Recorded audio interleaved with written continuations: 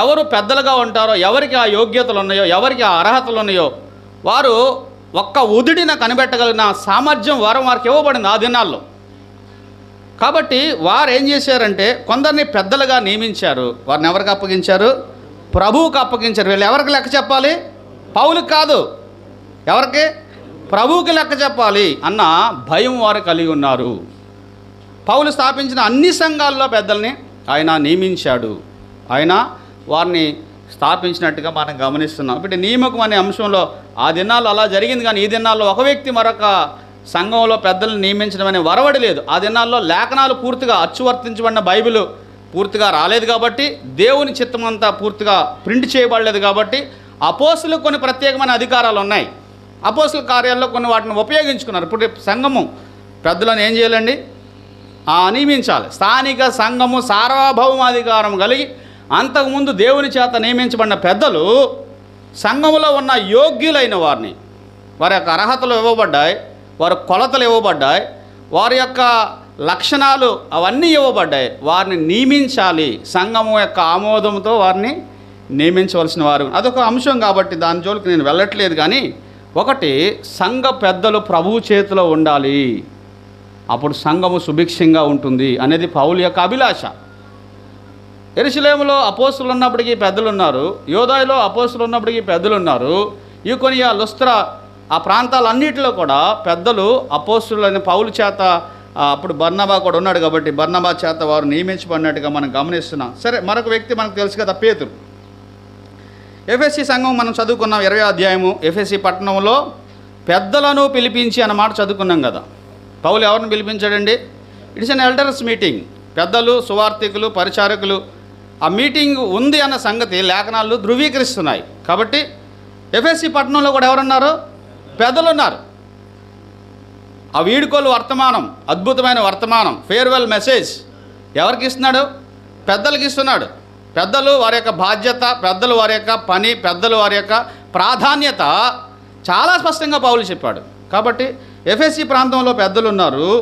ఫిలిప్పీ పట్టణం, ఒక పేతురు పత్రిక ఒకసారి వద్దాం చూడండి. 1వ అధ్యాయంలో కొన్ని ప్రాంతాలు రాయబడ్డాయి అక్కడ, అంటే చిన్న ఆసియా ప్రాంతం.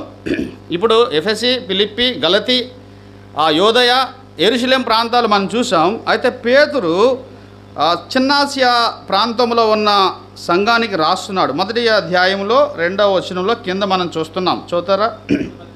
మొదటి పత్రిక, గలతియా, కప్పదోకియా, ఆసియా, ఇక్కడ ఈ ప్రాంతంలో ఉన్న సంఘాలు, ఆ ప్రాంతాలు పొంతు, ఆసియా, అన్ని సంఘాలకు పేతురు రాస్తున్న పత్రిక మనం గమనిస్తున్నాం. 5వ అధ్యాయానికి వస్తే చూడండి, 5వ అధ్యాయం 1వ వచనం.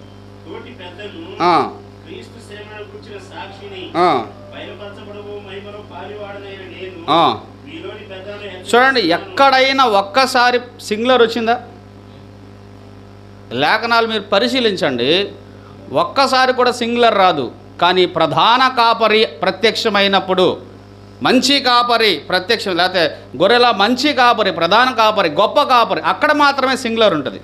ఆయన ఎవరు? ప్రభు అయిన యేసుక్రీస్తు. కాబట్టి ఆ ప్రధాన కాపరి, ఆ మంచి కాపరి, ఆ గొప్ప కాపరి కింద చిన్న కాపర్లుగా ఆయన స్వారూప్యాన్ని, ఆయన సుగుణాలను, ఆయన దైవత్వాన్ని, ఆయన దీనత్వాన్ని, ఆయన మాధుర్యతను సంఘానికి అందించవలసిన బాధ్యత పెద్దల మీద ఉన్నది. ఈ అంశాన్ని బట్టి బ్రదర్ని వాళ్ళు బయటకు వచ్చారు. యాక వ్యక్తి నాయకత్వం అది ధనార్జనకు, లేదంటే అధికార కేంద్రీకరణకు, లేదంటే అధికార దుర్వినియోగానికి, కొన్ని సందర్భాల్లో అహంభావానికి, గర్వానికి, డంబానికి, పతనానికి దారి తీస్తుంది. కాబట్టి పెద్దలు అనే అంశాన్ని ప్రభువే ప్రవేశపెట్టాడు సంఘాల క్షేమం నిమిత్తం, సంఘాల ప్రయోజనం నిమిత్తం. ఇది పక్షపాత ధోరణి కాదు. ఒకవేళ యాక వ్యక్తి పాలన చేయాలనే దురుద్దేశంతో కొంతమంది దీన్ని తుడిచివేయడానికి ప్రయత్నం చేసిన తరతరాలుగా, యుగ యుగాలుగా లేఖనాలు ఈ సత్యాన్ని ఏం చేస్తున్నాయి? కాపాడుతున్నాయి. ఆది కాండం నుంచి మీరు చూడండి, ఒక వ్యక్తి ప్రధానమైన వాడు. అబ్రహాము, మోషే, లేకపోతే అహరోను, ఒక వ్యక్తి రాజరికం. కానీ క్రొత్త నిబంధనలో ప్రభు రాగానే ఎప్పుడు ఒక వ్యక్తిని పంపించలేదు. శిష్యులను కూడా ఇద్దరిద్దరిగా పంపించాడు. ఈవెన్ సువార్తకు ప్రారంభ సువార్త ప్రకటనలోనే వారు ఇద్దరిద్దరిగా వెళ్ళారు. ఇందాక అన్న జ్ఞాపకం చేసి చెదిరిపోయిన వారు ఒకరు కాదు, అందరూ కలిసి సువార్త చెప్పారు. లేకపోతే భాగస్వామ్యం, సంఘటితంగా సమిష్టిగా మనం అందరం కలిసి పనిచేయాలనేది క్రొత్త నిబంధన వాక్య సత్యం. ఈ సత్యాన్ని పట్టుకున్నది ఎవరు? బ్రదరన్ వారు. ఇప్పుడు ఉందా లేదా అది దేవునికి ఎరుక, మీకు తెలుసు, అది మనందరికి తెలుసు. కానీ ఆ సత్యాన్ని బట్టే వీళ్ళు ఏం చేశారు? ఆ యొక్క సంఘాల్లోంచి బయటకు వచ్చి వాక్య సత్యాన్ని స్థాపించారు. అప్రతిహాతంగా అనాది కాలంలోనే 1835లోనే ప్రారంభమైన ఈ ఉద్యమం 1800 దాదాపుగా 45-46 ఆ ప్రాంతాలకు ప్రపంచమంతా వ్యాపించేసింది. కారణం ఏంటి? ఇది దేవుని చిత్తం. మీకు తెలుసో తెలీదో దాదాపుగా 200 దేశాల్లో బ్రదరన్ సంఘాలు ఉన్నాయి. ఒక మనిషి ప్రారంభించింది ఎంతగా విస్తరించడం సాధ్యం కాదు. దీని వెనకాల సత్య శోధకులు, సత్యాన్వేషకులు, లేఖన పరిశీలకులు, పరిశోధకులు ఆ సత్యాన్ని ఏం చేస్తున్నారు? కాపాడుతున్నారు. వాక్యాన్ని వాక్యముగా, లేఖనాలని లేఖనాలుగా అంగీకరించి బోధించి ఆ చిన్న మంద ఆ ప్రభువుని వెంబడించేవారు, ప్రభువుని గణపరిచేవారు, ఆరాధించేవారు. ఆ చిన్న మందలు అక్కడక్కడగా కూడే. మనకి కేంద్రకం లేదు, మనకు ఒక కేంద్రం లేదు. ప్రభువే కేంద్ర బిందువై ఉండగా అన్ని సంఘాలు ప్రభువుతో సంబంధం కలిగి ఉండగా సంఘాల మధ్య ఎలాంటి సహవాసం ఉంటుంది? అది బ్రదరన్ సంఘాల యొక్క ఒక నమూనా. కాబట్టి ఈ యొక్క సంఘ పెద్దలు వ్యవస్థ అనేది ఆదిమ సంఘము నుండి కూడా అది కొనసాగుతూ వచ్చింది. దేవుడు దాన్ని కొనసాగింపు చేస్తూ వచ్చాడు. హెబ్రీ పత్రికలో కూడా ఇటలీ ప్రాంతంలో ఉన్న సంఘాలకు పౌలు రాస్తున్నాడు. హెబ్రీ పత్రిక చూడండి, 5వ అధ్యాయం 13వ అధ్యాయం 17వ వచనం. మీ పైన నాయకులుగా ఉన్నవారు, ఇక్కడ నాయకులు అన్నాడు. సరే, పెద్దల గురించి చెప్పిన మాటే. 24వ వచనం చూస్తే ఇటలీ వారు మీకు వందనములు చెప్పుచున్నారని చెప్పాడు. ఇక్కడ ఇటలీలో ఉన్నవారు వందనములు చెప్పుచున్నారు. ఇటలీ ప్రాంతంలో ఉన్నవారు కూడా వారికి రాస్తున్నాడు. అక్కడ ఎవరున్నారు? రోమా ప్రాంతంలో కూడా పెద్దలు ఉన్నారు. కాబట్టి బైబిల్ చెప్పే సత్యం ఏంటంటే ఒక స్థానిక సంఘము పెద్దల యొక్క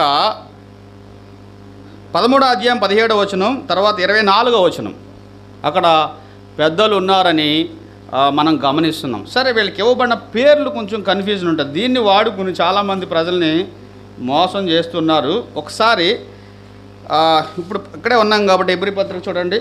హెబ్రీ పత్రిక 13-17 చూడండి. నాయకులు అన్నాడు, లీడర్స్ ఒకటి. తర్వాత ఇందాక అపోస్తల కార్యం చూసాం కదండి, 20వ అధ్యాయం 17వ వచనం. పెద్దలను పిలిపించి, సంఘపు పెద్దలను పిలిపించి. సంఘం ఒకటే, పెద్దలు ప్లూరల్, బహువచనం. సంఘపు అంటే సంఘము, పెద్దలు అంటే బహువచనం. అంటే ఇప్పుడు నాయకులు, రెండవ పదం ఏమొచ్చింది? పెద్దలు. మూడో పదం చూడండి, 28వ వచనం 20వ అధ్యాయంలోనే. పాయింట్ చదివండి, మనందరికి తెలిసిన వారే కదా. అధ్యక్షులు, అది మూడో పదం. 4వ చూడండి, పేతురు పత్రిక 5వ అధ్యాయం 2వ వచనం.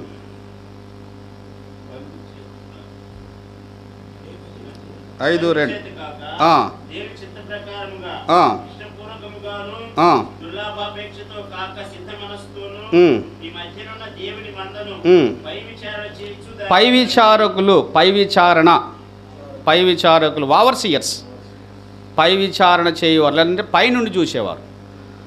5వ వచనం మనం చూస్తే అక్కడే కాపర్లు అన్న మాట మనం చూస్తాం. కాపర్లు ఇక్కడే పేతురు పత్రిక 5 కాపర్లు. ఇప్పుడు మనకు 5 పదాలు వచ్చాయి. 1 నాయకులు, 2 పెద్దలు, 3 అధ్యక్షులు, 4 పై విచారకులు, 5 కాపర్లు. ఈ 5 పెద్దల గురించి ఇవ్వబడిన మాటలే. బిషప్ అంటారు, పాస్టర్స్ అంటారు ఇంగ్లీష్లో, ఓవర్సియర్స్ అంటారు, ఎల్డర్స్ అంటారు, లీడర్స్ అంటారు. ఇవన్నీ పెద్దలకు ఇవ్వబడిన పర్యాయ పదాలు. నాయకులు అంటే ముందుండి నడిపించవలసిన వారు.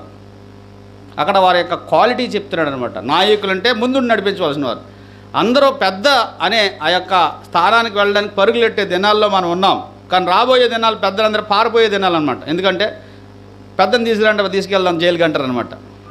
ఆ దినాలు అలాంటివి ఇప్పుడు రాబోతున్నాయి. ఆ దినాల్లో ఎవరిని అరెస్ట్ చేసేవారు తెలుసా? ఈ గుంపు నడిపించే నాయకుడు ఎవరు రండి తీసుకురండి అనేవారు అనమాట.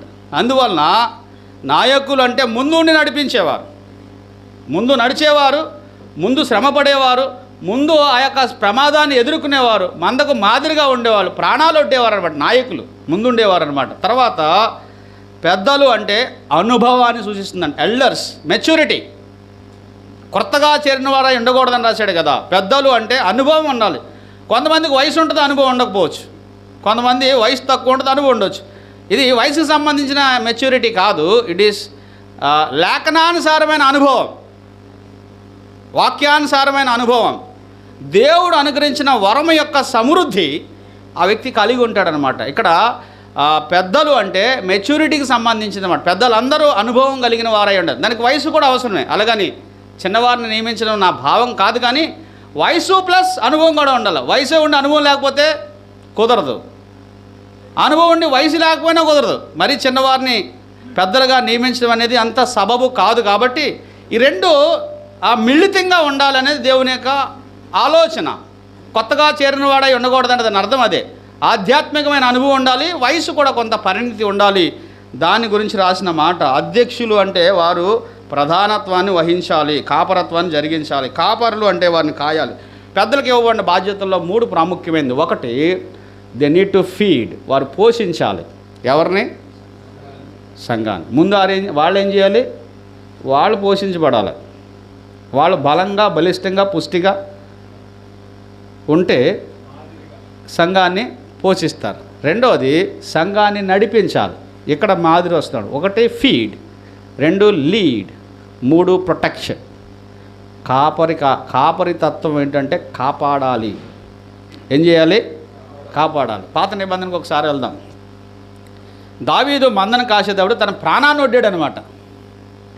ఏమొచ్చింది? సింహం వచ్చింది, ఎలుగుబంటి వచ్చింది, ప్రాణానికి తెగించి పోరాడి దాన్ని కాపాడాడు.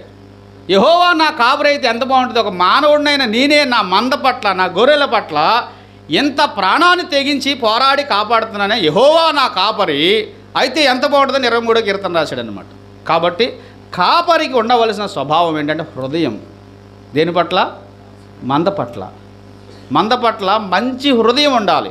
నిస్వార్థమైన సేవ చేయడానికి ధనాపేక్ష లేనివారై, అధికార దుర్వినియోగం చేయని వారుగా, బలిమి చేత కాక, దుర్లాభాపేక్షతో కాక, సిద్ధ మనసు కలిగి సేవ చేయడానికి కాపర్లకి ఏం కావాలండి?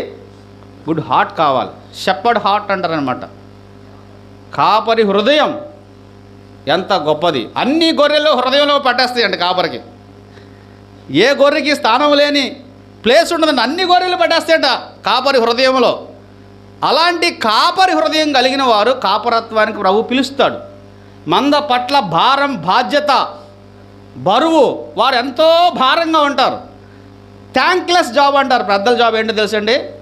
థ్యాంక్లెస్ జాబ్ అంటే ఎక్కడి నుంచో సువార్థికులు వస్తే కనుక వాళ్ళకి అన్నీ జరుగుతాయి, కానీ అనుదినం చూసే పెద్దల్ని ఎవరో అంత పట్టించుకోని పరిస్థితి. అయినప్పటికీ పెద్దల హృదయం ఎంతదండి? చాలా పెద్దదన్నమాట. అలాంటి హృదయం కలిగిన వారుగా ఉండాలి. నువ్వు సంఘాన్ని మేపాలి, సంఘాన్ని నడిపించాలి, సంఘాన్ని కాపాడాలి. ఇవి చాలా ప్రాముఖ్యమైన బాధ్యతలుగా మనం గమనిస్తున్నాం. అయితే మనము ఈ 5 పేర్లలో మన సంఘాన్ని మనం కాపాడడానికి, మన సంఘాన్ని మనం మేపడానికి, సంఘాన్ని మనం పోషించడానికి, నడిపించడానికి సంసిద్ధులమై ఉండాలి. అయితే ప్రభువైన యేసుక్రీస్తు సేవకత్వంతో కూడిన నాయకత్వం అది చాలా ప్రాముఖ్యమైనది. కొన్ని యేసు ప్రభు యొక్క ఆయన ఎలాగూ ఈ యొక్క సంఘటితమైన, సమ్మిళితమైన భాగస్వామ్య సంఘ పెద్దల పరిపాలనను అపోస్తుల్లో ఆయన ప్రతిపాదించాడో, లేదా వారికి నేర్పించాడో, వారిని నడిపించాడో, ఆ సంగతులు మనం ధ్యానం చేద్దాం. ఎందుకంటే మన జీవితాల్లో పెద్దరికమైన పరిచర్య అయినా, సువార్థీకరణ అయినా, ఇవన్నీ కూడా వాటిని చేయడం ద్వారా మనం ఏమవ్వాలని ఆయన సంకల్పమో తెలుసా? ఆయన స్వారూప్యంలోనికి మలచబడాలని. ఒక వ్యక్తి పెద్దగా ఉన్న కారణాన్ని బట్టి ఆ ప్రధాన కాపరి అయిన ఆయన స్వారూప్యంలోకి మార్చబడాలి. ఒక వ్యక్తి పరిచారకుడిగా ఉన్న కారణాన్ని బట్టి ఆయన పరిచారం చేయడానికి వచ్చాడు, కానీ పరిచారం చేయించుకోవడానికి రాలేదు కాబట్టి ఆ స్వారూప్యంలోకి మారాలని. పరమ సువార్థికుడు ఆయనే కాబట్టి మన సువార్థీకరణ ద్వారా, సువార్త పరిచర్య ద్వారా, సేవకత్వం ద్వారా మనం కూడా ఆ స్వారూప్యంలోకి రావాలని ఈ పరిచర్య ఇచ్చాడు. ఏది ప్రధానమైంది, లేకపోతే ఏది ఫస్ట్? ఏది ఫస్ట్? ఆయన స్వారూప్యంలోకి మారడానికి ఇది ఇచ్చాడు కాబట్టి అది ఫస్ట్, ఇది నెక్స్ట్. ఆయన స్వారూప్యంలోకి మారడానికే నా పెద్దరికం, ఆయన స్వారూప్యంలోకి రావడానికే నా పరిచర్యకత్వం, ఆయన స్వారూప్యంలోకి మారడానికే నా సేవకత్వం, సువార్థికత్వం అనేది మనము గమనించాలి అనేది మనం ఆలోచించాలి. అయితే యేసు ప్రభు మనలాంటి వారినే 12 మందిని ఎన్నుకున్నాడు. వాళ్ళు మనలాంటి వాళ్ళే, మనలాంటి స్వభావం కలిగిన వారే, మనలాంటి నేచర్ కలిగిన వారే. వాళ్ళేం అతీతులు కాదు, మానవాతీతులు కాదు, మానవాతీతమైన శక్తులు వారికి లేవు. మనకు కలిగి ఉన్న అన్ని లోపాలు, మనకంటే ఎక్కువ లోపాలు కొంతమందికి ఉన్నాయి. అయినప్పటికీ దేవుడు వారిని అంతిమముగా తాను ఈ లోకములో నుంచి వెళ్ళిపోవలసి వచ్చిన గడియ వరకు వారికి నేర్పించిన సంగతులు, వారిని దిద్దిన సంగతులు, వారిని సరిచేసిన సంగతులు, వారిని చక్కజేసిన సంగతులు మనకు మాదిరికరంగా ఉంటాయి. ఎవడు బోధకుడు కంటే గొప్పవాడు కాదు.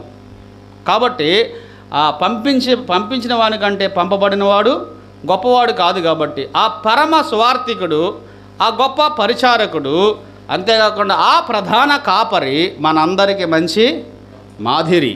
కాబట్టి ఆయన జీవితంలో, ఆయన జీవితము ద్వారా, ఆయన పరిచర్య ద్వారా, ఆయన బోధ ద్వారా అపోస్తులకు ప్రత్యేకంగా నేర్పించాడండి. ఆయన చాలా స్పష్టమైన కేటలాగ్ కలిగి ఉన్నాడు అనమాట. ప్రజలకు ఏది బోధించాలో, పరిచర్యలకు శాస్త్రులకు ఏది బోధించాలో, శిష్యులకు ఏది బోధించాలో ఆయన ప్రత్యేకంగా ఎరిగిన వాడుకున్నాడు. ఆయన తన జీవితాన్ని 11 మంది మీద పెట్టుబడి పెట్టాడండి. 11 మంది మీద పెట్టుబడి పెట్టాడు.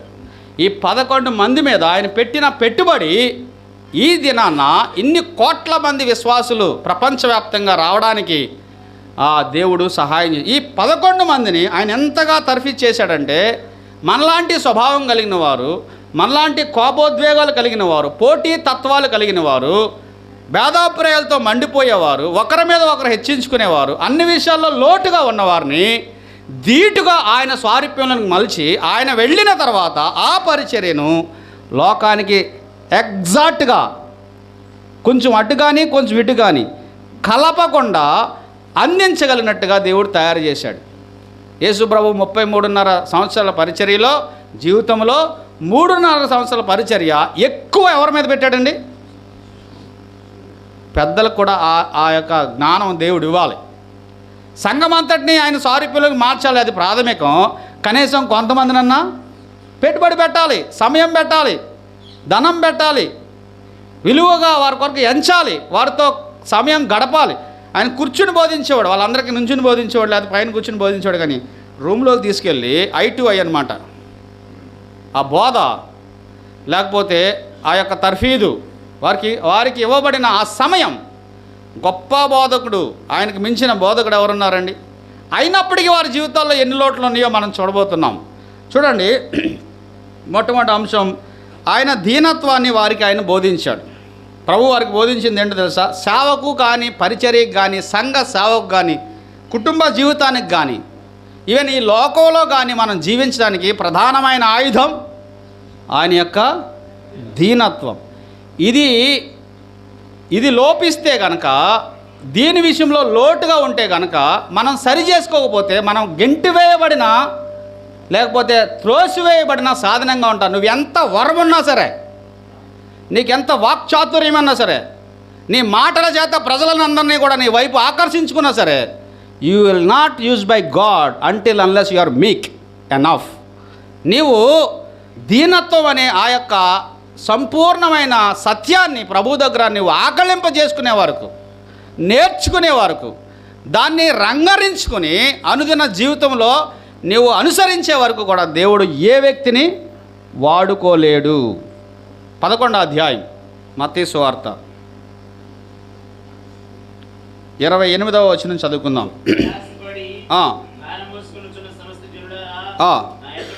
నా యొద్దకు రండి, నేను మీకు విశ్రాంతి కలుగజేతును.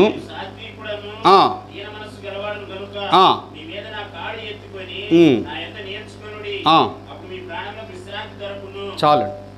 పైన ఒక విశ్రాంతి చెప్పాడు, కింద ఒక విశ్రాంతి చెప్పాడు. పైన పాపము నుండి విశ్రాంతి మనకు తెలుసు, లోపలికి వచ్చిన వాళ్ళకి కూడా విశ్రాంతి కావాలి, ప్రాణమునకు విశ్రాంతి కావాలి. కానీ రెండు అంశాలు ప్రభు ఇక్కడ ప్రస్తావిస్తాడు. నేను సాత్వికుడును దీన మనసు గలవాడిని కనుక మీరు నా యొద్ద నేర్చుకోవాలి అని చెప్పాడు. అసలు యేసు ప్రభు యొద్ద నేర్చుకోవాల్సింది ఏంటి? మనం ఆయన సాత్వికత్వం, ఆయన దీనత్వం. యేసు ప్రభు ధర్మశాస్త్రాన్ని కృపను కలిపినవాడు కదా. భూమి మీద మిక్కిలి సాత్వికుడు ఎవరో? మోషే. అక్కడతో ఆగిపోయాడు ఆయన. ఒకసారి కోపం వచ్చింది ఆయనకి, మనకు తెలుసు కదా. రాళ్ళు పగిలాయి, పలకలు పగిలాయి, నోరు కూడా పగిలింది, తప్పు జరిగింది. కానీ ఈయన సాత్వికుడే కాదు. ఈయన ఎవరండి? దీన మనసు కలిగిన వాడు. దీన మనసు కలిగిన వాడు సాత్వికుడును. నా యొద్ద మన ప్రాణాలు ఎందుకు విశ్రాంతి కలేదు? You are thinking yourself, your something. మన గురించి ఎక్కువ ఆలోచించుకోవడం వల్ల మన ప్రాణాలు నెమ్మదిగా ఉండవు.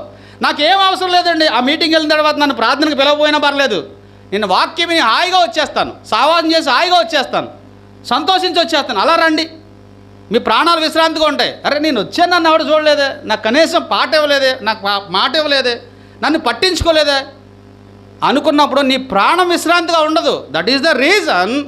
అది ఏంటంటే మనకు ఆ విభేదాలను కలిగించడానికి. ప్రాణాలు ఎందుకు విశ్రాంతిగా లేవు? యేసు ప్రభు ఎల్లప్పుడూ విశ్రాంతిగా ఉండడం గల కారణం ఏంటి? పరిచర్యకు ప్రాముఖ్యత కోరుకునేవాడు, ప్రభు మాత్రం దీనుడిగా ఉండే. తన యొక్క గురి ఏంటో, తన యొక్క గోల్ ఏంటో, తన యొక్క పని ఏంటో ఆయన ఎరిగినవాడు. పరిచర్యలు అగ్రపీఠాలు కోరుకునేవాడు, సంత వీధిలో వందనాలు కోరుకునేవారు, రక్షణేకులు పెద్దగా చేసుకునేవారు, ప్రాణాలు విశ్రాంతిగా ఉండేవి కాదు. ఈయన మాత్రం ప్రశాంతంగా ఉండేవాడు. ఆ నడి సముద్రంలో కూడా నెమ్మదిగా పడుకునేవాడు. కారణం ఏంటి? ఈ నోస్ హిస్ గోల్. ఆయన గురి ఆయనకు తెలుసు, ఆయన గమ్యం ఆయనకు తెలుసు. ప్రజల అభిప్రాయాలకు ఆయన బానిస కాదు, ప్రజల అభిప్రాయాలకు, ప్రజల మార్కులకు ఆయన పొంగిపోయేవాడు కాదు. మనం ఏం నేర్చుకోవాలి?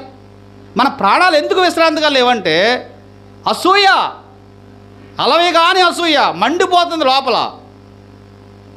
కాబట్టి ఆయన దీనత్వం ఆయన ఎవరు గుర్తించారండి? ఆయన ఎవరు మెచ్చుకున్నారండి? ఆయన ఎవరు అభినందించారండి? ఆయన ఎవరు గుర్తించారండి? దానికి బదులు విమర్శించారు, చాలా ఎక్కువగా హింసించారు. ఆ పరిస్థితుల మధ్య ఆయన దీనుడుగా ఉన్నాడండి. కాదు కాదు కాదు కాదు నేను అలా కాదని నిరూపించుకోవడానికి ఎన్నడూ ప్రయత్నం చేయలేదు. అవునా? ఆయన నిరూపించుకోవడానికి ప్రయత్నం చేయలేదు, కానీ నిజం నిలకడమే తెలుస్తుందని న్యాయముగా తీర్పు తీర్చి తండ్రికి అప్పగించుకున్న అన్ని నామముల కంటే పైనామముగా ఆయన నామము హెచ్చించబడింది. కాబట్టి ఆ ప్రధాన కాపరి, ఆ పరమ అపోస్తులుడు, ఆ గొప్ప పరిచారకుడు యొద్ద మనం నేర్చుకోవాల్సింది ఏంటంటే ఆయన దీనత్వం. ఆలోచించండి, మనం ఎన్ని సంగతుల్లో మనం ఎంతగా ఎదిగిపోయామో, ఎంతగా వాసిపోయామో, ఎంతగా ఉబ్బిపోయామో ఆలోచించండి.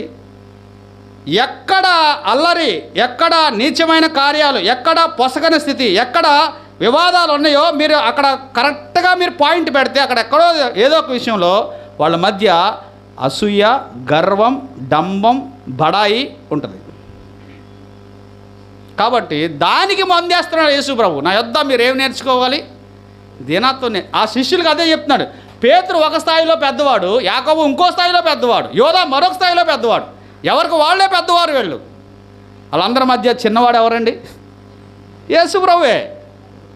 వాళ్ళందరి మధ్య ఏమి గుర్తింపు లేనివాడు యేసు ప్రభువే. అదే వారి జీవితాల్లో గొప్ప ముద్ర వేసింది. ఆయన వెళ్ళిపోయిన తర్వాత ఆయన జీవితం, ఆయన నడక, ఆయన ప్రవర్తన, ఆయన పరిచర్య చెరగని ముద్ర వేసింది. వీరి మధ్య ఆయన ఉన్నప్పుడున్న గొడవలు లేవు, ఆయన ఉన్నప్పుడున్న గొడవలు లేవు. కారణం, ఒక వ్యక్తి తండ్రి చిత్తాన్ని లోబడి ఆయన పరిధిలో నడిచినప్పుడు ప్రజల మీద పడే ఇంపాక్ట్ ఎంత గంభీరంగా ఉంటుందో ఆలోచించాలి. మొట్టమొదటి మనం ఆయన యొద్ద నేర్చుకోవాల్సింది ఏంటి? దీనత్వం. మరి శిష్యుల మధ్య ఉన్నదేంటి? మార్కు సువార్త త్వరగా చూద్దాం. మార్కు సువార్త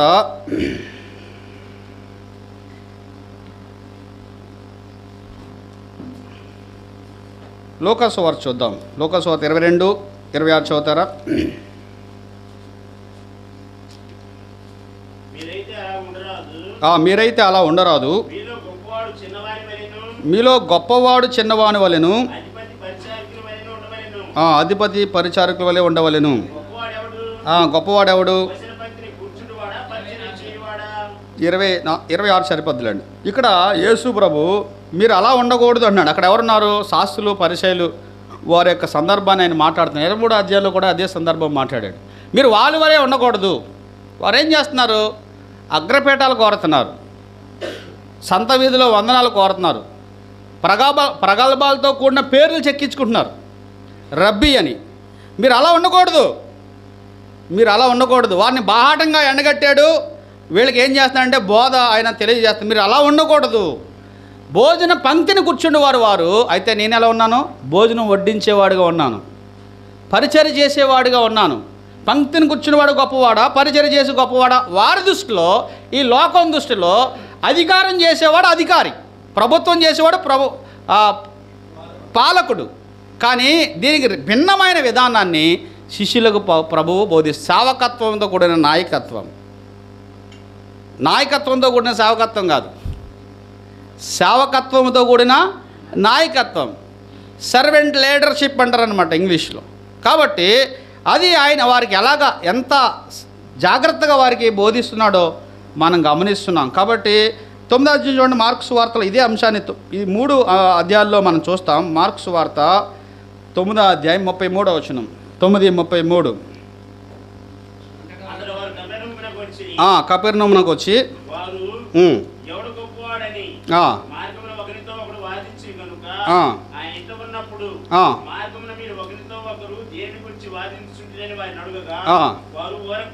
ఊరకుండిరి. ఆగండి, వాళ్ళ యొక్క వాదన ఏంటి? ఎవరితో ఉన్నారు వీళ్ళు? యేసు ప్రభుతో ఉన్నారు. ఏమంటున్నారు? మనలో ఎవరు గొప్పవాడు? వాళ్ళకి ఇదే సమస్య. ఒకసారి ఈ చివరి వరకు పోలేదు. ఆ సమస్య ఏంటంటే మనలో ఎవరు గొప్పవాడు. ఎందుకంటే వాళ్ళు ఆ పరిచర్యని బట్టి, ఆ ప్రాధాన్యతను బట్టి, ఇంతకుముందు పెత్తవర్గులు పట్టుకునేవాళ్ళే. మీ ఏరియాలో ఏమంటారు? చిన్న చిన్న బెత్తులు పట్టుకునేవాళ్ళు వీళ్ళందరూ. కానీ ఇప్పుడు ప్రభుతో ఉన్న కారణాన్ని బట్టి, ప్రభుతో చేరిన కారణాన్ని బట్టి ప్రజలందరూ ప్రభుతో పాటు వీరికి ఏం చేస్తున్నారు? పరిచర్య చేస్తున్నారు, గౌరవాన్ని ఇస్తున్నారు. ఒక్కసారి 5,000 మందికి భోజనం పెట్టిన తర్వాత కాలర్ల పైకలకి ఏమవుతుంది? 5,000 మందికి ఒకేసారి భోజనం పెట్టి రాకాల్సిన చూడు పడినట్టుంది ఆహారం. వీళ్ళందరూ ప్రజలందరూ వాళ్ళని చూస్తున్నప్పుడు వాళ్ళకి ఆనందం, సంతోషం మంచిదే. కానీ తలకెక్కి మనలో ఎవరు గొప్పవాడు? ఈ ప్రశ్నకు సమాధానం ప్రభువు చెప్తున్నాడు. మనలో ఎవరు గొప్పవాడు అని వారు అనుకుంటున్నప్పుడు ఆయన చెప్పిన సమాధానం ఇది ప్రపంచ ప్రశ్న అండి, శిష్యుల ప్రశ్నే కాదు. ప్రపంచ ప్రశ్నకు ప్రభువు చెప్పే జవాబు అత్యద్భుతమైనది. వారు దిగ్భ్రాంతికి గురయ్యారనమాట. వారు ఆశ్చర్యచకితులు అయిపోయారు. అంతేకాదు ప్రపంచం నేటికి దీన్ని ధ్యానిస్తుంది. ఇప్పుడు పెద్ద పెద్ద కంపెనీల్లో ఇదే ఫాలో అవుతున్నారు, సర్వెంట్ లీడర్షిప్ అని. అదొక సబ్జెక్ట్ MBAలో. ఎవరైనా చదువుకున్న వాళ్ళు అంటే అర్థమవుతుంది. అర్థమైందా? యేసు ప్రభు ప్రపంచ ప్రశ్నకు సమాధానం ఇస్తున్నాడు. ప్రపంచానికి ఒక సందేశాన్ని ఆయన తెలియజేస్తున్నాడు తన జీవితం ద్వారా. ఇది ఓన్లీ బోధ మాత్రమే కాదు. సార్వభౌముడు, సర్వాధికారి, సర్వంత జ్ఞాని అయిన వాడు తను సేవకుడిగా వచ్చి తాను ప్రతిపాదించిన మార్గాన్ని ప్రపంచానికే కాదు, ముఖ్యంగా క్రైస్తవులైన వారు వెంబడించారు. మనలో ఎవరు గొప్ప? ఎప్పుడన్నా ఆలోచించారా? ఎప్పుడు ఆలోచిస్తాం? బయటికి చెప్పమంతే మనం. మనలో ఎవరు గొప్ప? అది వారి యొక్క ప్రశ్న. దానికి వారు ఇమీడియట్గా తేల్చుకోవాలి. 12 మందిలో ఎవరు గొప్పవాడు మండిపోతున్నారన్నమాట. దాన్ని బట్టి వారి మధ్య ఏమున్నది? సామరస్యత లేదు, సన్నిహిత స్వభావం లేదు, మృదుత్వం లేదు, స్నేహభావం లేదు. 133వ కీర్తనలో సహోదరుల ఐక్యత కలిగి నివసించుట, సేవ చేయుట. నివసించడం అనే పదము కుటుంబానికి సంబంధించింది. నివసించడం అనేది 24/7 కుటుంబానికి సంబంధించింది, భార్యాభర్తల మధ్య సంబంధించింది, పిల్లలు తల్లిదండ్రుల మధ్య సంబంధించింది. నివసించుట, ఆ తర్వాత సేవ, ఆ తర్వాత పరిచర్య, ఆ తర్వాత సువార్త, అవన్నీ. కానీ ముందు మీరు ఐక్యత కలిగి నివసించాలి. అదే ప్రభు వారి మధ్య ఆయన నివసిస్తున్నాడు, వారికి అది ఆయన నేర్పిస్తున్నాడు. చూడండి 35వ వచనం. వారు ఊరుకున్నారంట. చెప్పొచ్చు కదా ఎవరు గొప్పవాళ్ళు? ఈయన నడుస్తుంటే వెనకాల వాళ్ళ డిస్కషన్ ఏంటి? మనలో ఎవరు గొప్ప? ఎప్పుడు చెప్తున్నాడు ఈ మాట? ఆయనేమో నేను పాపిష్టి వారి చేతులకి అప్పగింపబడి సిలువ వేయబడతానని ఆయన చెప్తుంటే ఆయన వెళ్ళిపోతే మనలో ఎవడు ముఖ్యుడు తర్వాత? ఇది లెక్క డిస్కషన్. కాళ్ళతో పై వచనాలు చదువుకోండి మీరు.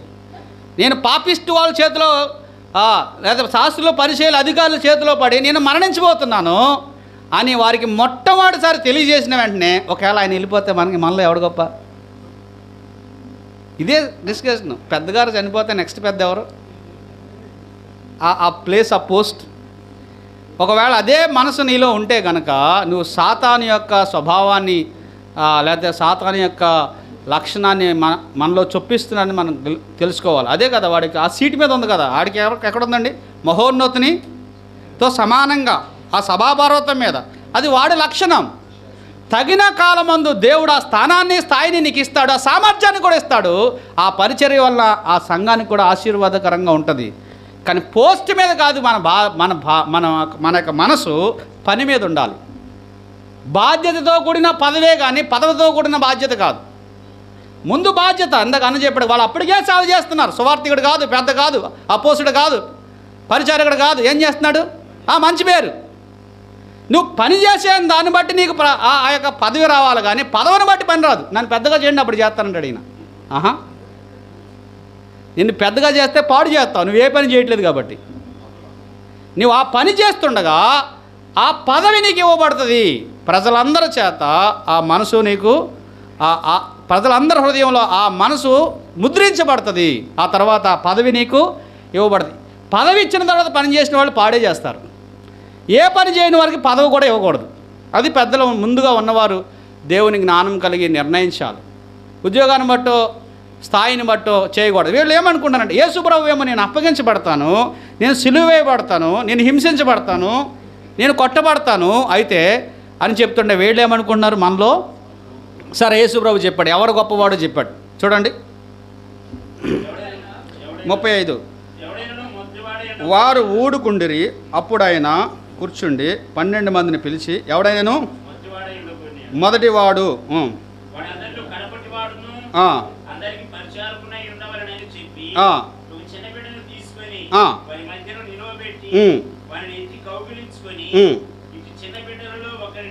చాలండి. మీరు ఈ చిన్న బిడ్డ వల్లే ఉండాలి అనేది ఆయన సందేశం. ఒక అలంకార రూపకాన్ని వారి మధ్యకి తీసుకొచ్చి వారికి ఒక డిమాన్స్ట్రేషన్ చేస్తున్నాడు ఆయన. ఇది ఒక మేనిఫెస్టేషన్ అనమాట. మీరు ఎవరు గొప్పవాడు అని మీరు ఆలోచిస్తున్నారు కదా. గొప్పవాడుగా ఉండవలసిన వాడు చిన్నవాడుగా ఉండాలి, పరిచారకుడిగా ఉండాలి, కడపటివాడుగా ఉండాలని చెప్తూ ఒక బాబుని తీసుకొచ్చి నిలబెట్టి ఈ చిన్న బిడ్డకున్న లక్షణాలు మీకు ఉండాలి అని చెప్పాడు. ఇప్పుడు చూడండి, చిన్న బిడ్డలకు ఉన్న లక్షణాలు 7 అలా చెప్పేస్తాను. 1, ఎవరైనా చిన్నపిల్లలు అంటే 5 సంవత్సరాల కింద ఉండాలండి. అప్పటికి పాపం స్టార్ట్ అవుద్ది 5 సంవత్సరాల తర్వాత. అప్పుడే పుట్టిన బిడ్డను చూడండి, అసలు ఆ ముఖంలో అమాయకత్వం, నిష్కళంకత్వం, ఆ దీనత్వం, వాళ్ళు పడుకున్నప్పుడు చూస్తే గాడ్స్ బ్యూటీ మనకు కనపడుతుంది. ఈ ప్రపంచంలో దేవుని పరిశుద్ధత తర్వాత ఇంకొక వ్యక్తి పరిశుద్ధత మనం చూడాలంటే అప్పుడే పుట్టిన బిడ్డ. అందుకే మనం కొత్తగా జన్మించిన వారని దేవుడు దీనికి ఆ లింక్ పెట్టాడనమాట. కాబట్టి అప్పుడే పుట్టిన బిడ్డ, అప్పుడప్పుడే పెరుగుతున్న బిడ్డకి ఉన్న లక్షణాలు మీలోనికి రావాలి అని చెప్పాడు. మొట్టమొదటిది ఏంటంటే వారు ప్రథమ స్థానాన్ని కోరుకుంటారా? ఒక 10 మంది పిల్లల్ని పెట్టండి, ఇందులో ఎవరు గొప్పడని వాళ్ళు ఎప్పుడైనా అనుకుంటారా? చిన్న బిడ్డలు ప్రథమ స్థానాన్ని కోరుకోరు. రెండవది, అపకారం మనసులో ఉంచుకోరు. అప్పటికప్పుడే కొట్టేసుకుంటారు, కానీ ఈయన నన్ను ఎందాక కొట్టాడు కాబట్టి రేపు ఈయన కొట్టాలనుకోడాడు. అపకారాన్ని మనసులో ఉంచుకోరు. మూడవది, పోటీ పడరు. ఈ మధ్య టీవీలో పాకే పిల్లలకి పోటీ పెట్టారు. పాకే పిల్లలకి తల్లిలో ఆ పక్క నుండి రమ్మంటుంటే వీళ్ళు పాకుతున్నారు. ఇద్దరు భలే పాకేస్తున్నారు. పాకేసిన తర్వాత ఒకడు ఆగిపోయాడు. ఆడు పాకుతున్నంతసేపు ఈడు ఆని చూసి ఆడు ఈయన చూసి పాకుతున్నారు, కానీ ఈడు ఆగిపోయాడని ఎదరికెళ్ళాడు. మళ్ళీ వెనకొచ్చాడు. ఎదరికెళ్ళాడు, వెనకొచ్చి ఆడిని రమ్మంటున్నాడు. వాళ్ళ అమ్మ ఎవరో నువ్వు రారా నీకు మొదటి బహుమానం వస్తుందని వాళ్ళ అమ్మ పిలుస్తుంటే ఎదరికెళ్ళాడు, వెనక్కి వచ్చి ఈయన రమ్మంటున్నాడు. సరే, వాళ్ళ మధ్య ఏం లేదు, పోటీ లేదు. వాళ్ళు ప్రథమ స్థానాన్ని కోరుకోరు, వారి మధ్య పోటీ లేదు. నాలుగోది చూడండి, స్వప్రయోజనాన్ని కోరుకోరు. వాళ్ళు సంతోషాన్నే కోరుకుంటారు, స్వప్రయోజనాన్ని కోరుకోరు. నాలుగోది, పక్షపాతం లేనివారు. కులమని, ఇంటి పేరని, మన బంధువని, మనకు దగ్గరవాడని, మనకి సహాయం చేస్తాడు, ఇటువంటి పక్షపాత ధోరణులు వాళ్ళకు ఉండవు, చిన్నపిల్లల మధ్య ఉండవు. ఆయన మీరు బిడ్డల వంటి వారు కావాలండి, ఈ లక్షణాలు కావాలి, ఈ సుగుణాలు కావాలని ఆయన ఆశిస్తున్నాడు. వాళ్ళ మధ్య వారు అవి కలిగి ఉండాలని ఆయన కోరుకున్నాడు. మీరు గొప్పవారుగా ఉండాలా? గొప్పవారుగా ఉండడం మంచిదే, ప్రముఖుడిగా ఉండడం మంచిదే, ఉన్నతమైన స్థానాన్ని కోరుకోవడం మంచిదే, కానీ ఈ లక్షణాలు మీరు కలిగి ఉండాలి అని చెప్తున్నాడు. ఈ పక్షపాత ధోరణి లేనివారు, భేదాలు చూపించిన వారు. చివరిది చాలా ప్రాముఖ్యమైనది, ఎల్లప్పుడూ తండ్రి మీద ఆధారపడేవారు. ఎవరి మీద ఆధారపడతారు? మనం ఎవరి మీద ఆధారపడతాం? బ్రెయిన్ మీద. వీళ్ళు ఎవరి మీద ఆధారపడతారు? ఒక మాట చూడండి. ఈయన యేసు ప్రభు ఒక సందర్భంలో దేవుణ్ణి స్తుతించాడండి. మత్తయి సువార్త 11వ అధ్యాయం 25వ వచనం చూడండి. 11వ అధ్యాయం.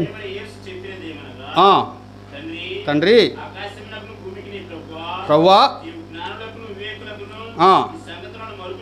మరుగు చేసి, ఎంత అద్భుతంగా ఉందండి. ఎవరికి తెలివైన వాళ్ళకి అర్థం కాలేదంట, జ్ఞానులకును వివేకులకును మరుగు చేశాడంట, పసిబాలులకి బయలుపరిచాడంట. జ్ఞానం కలిగిన వాళ్ళని సైంటిస్టులు అయ్యారు, మంచి బుర్ర, మంచి మెమరీ, వచ్చిన వాళ్ళు దడ దడ దడ చెప్పేస్తారనమాట.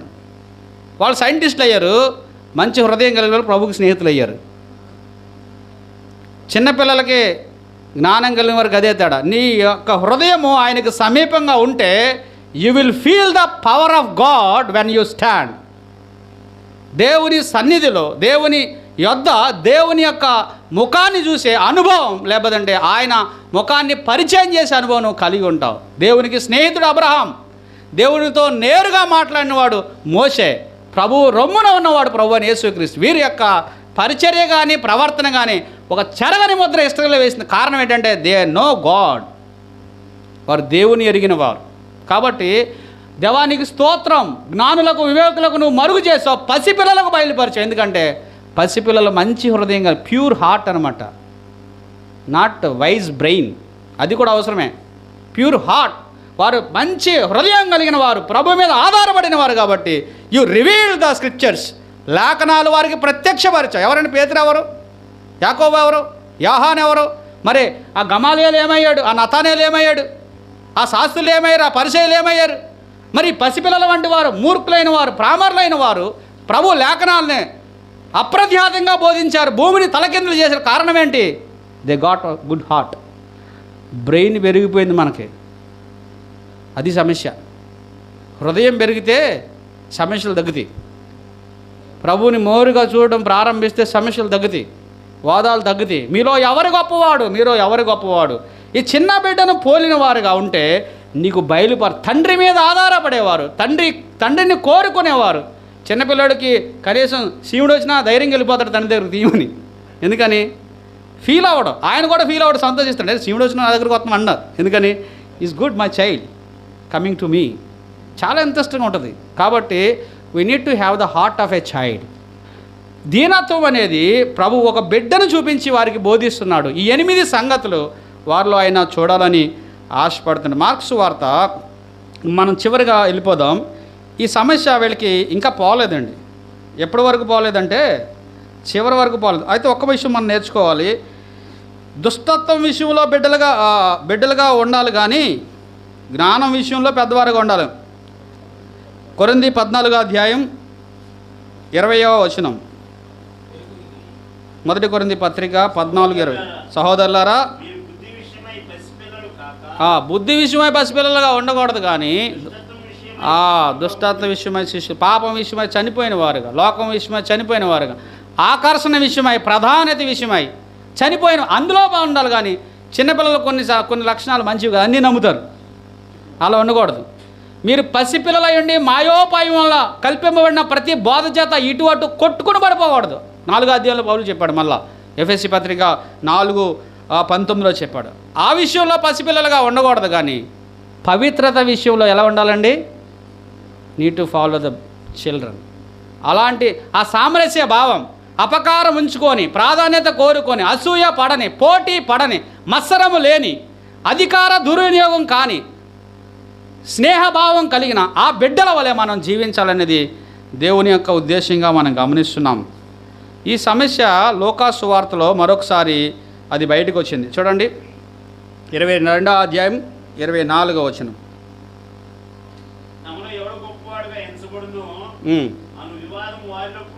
మళ్ళా తెల్లరైపోయారండి వీళ్ళు.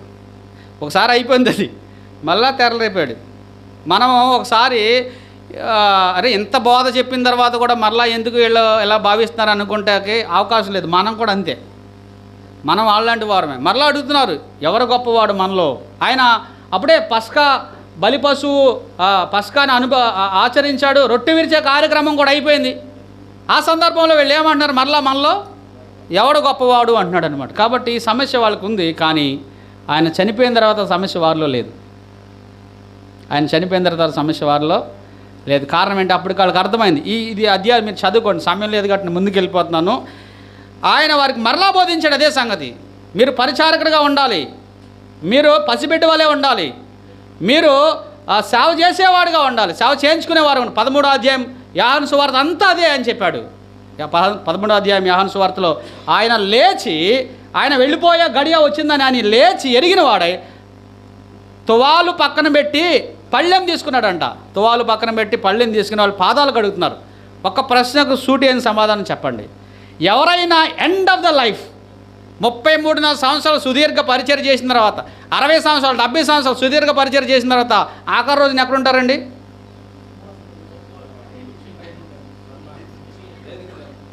సాలువాలు, సన్మానాలు, దండలు, ఇంకా రకరకాలవి ఉంటాయి. కానీ ఈయన ఎక్కడున్నాడు? పాదాల దగ్గర ఉన్నాడు. That is his hand ministry. అతని యొక్క చివరి పరిచర్య ఏంటి తెలుసా? శిష్యుల వాళ్ళు దిగ్భ్రాంతికి గురయ్యారనమాట. అప్పటి నుంచి ఇంకా సమస్య వారిలో లేదు. వారు అరే నేను మీకు బోధకుని కదా, నేను మీకు నాయకుని కదా, నేను చేసినట్లే, నేను చేసింది మీరు ఎరుగుదురా? ఆ ప్రశ్న సమాధానం చూడండి. యోహాను సువార్త 13వ అధ్యాయం అదొక్కటి చూసి మనం ముగిద్దాం. 17వ వచనం అనుకుంటా, లేకపోతే 12వ వచనం చూడండి. 12వ వచనం.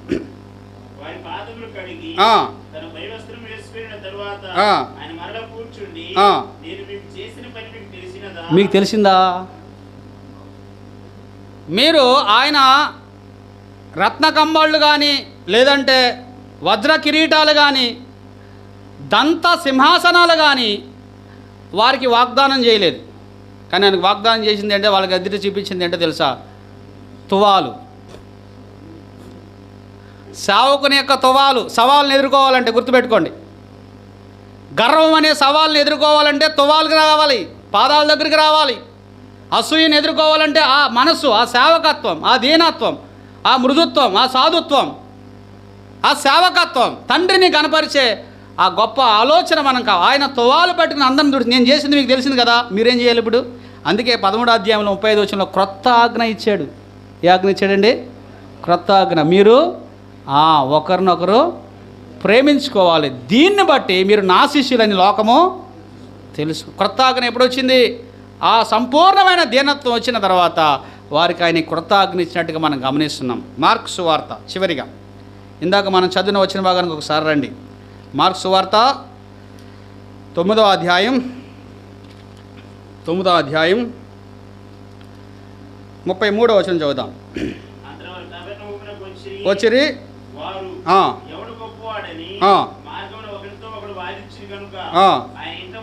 చాలండి.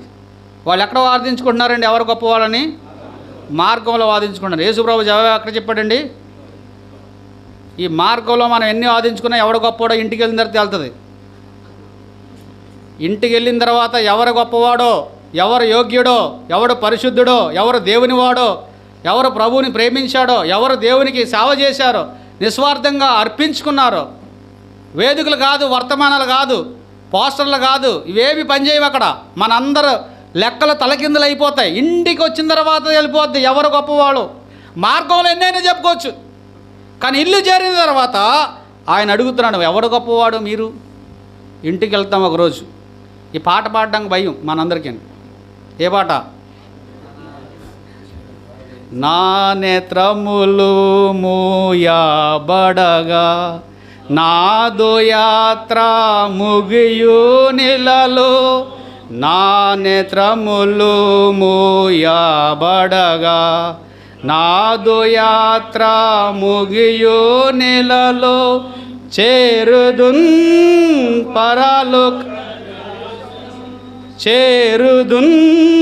పరలోక దేశం నాదు గానము ఇదియే.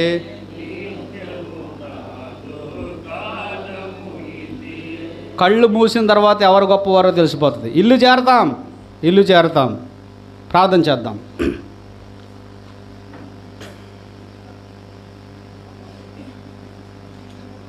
హెచ్చరిక పొందాలని, ఆశ తీర్చుకోవాలని, సవరించబడాలని ఆశ కలిగిన వారందరము ఇక్కడ చేరి ఉండగా, దేవా మమ్మల్ని మీరు కరుణించండి, దిద్దండి. యోధ హెచ్చరికను పెడచెవిని పెట్టి దుష్టుని చేతిలో పడ్డాడు.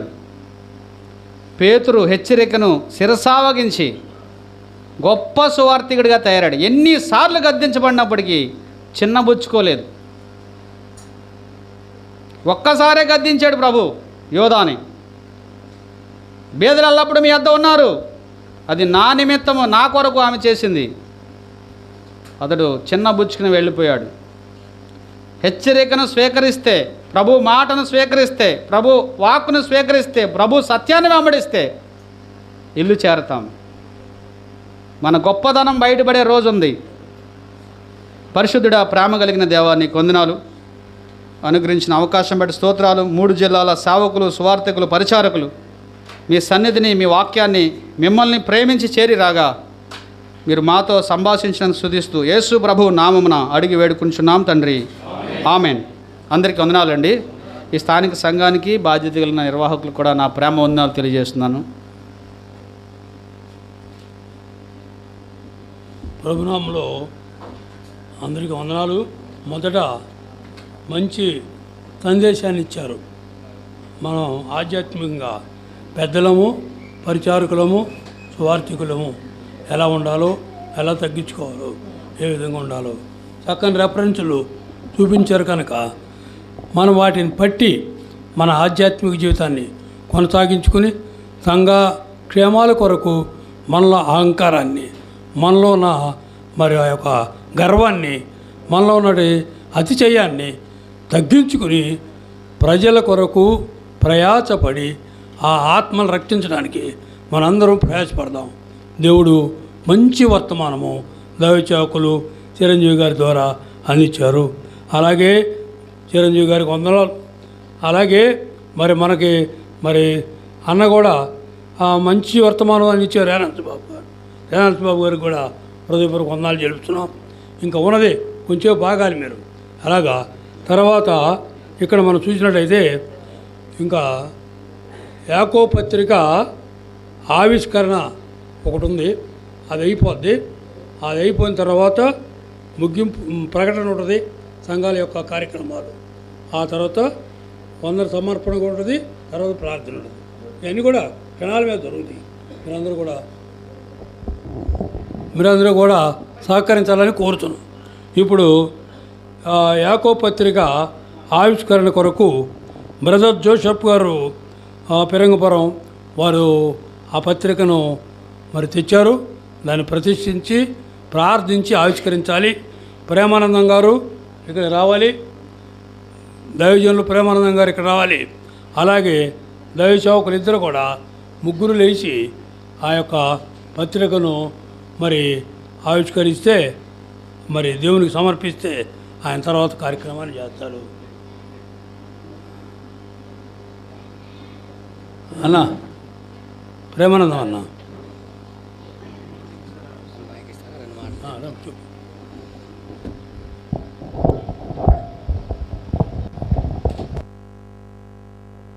మంచిది.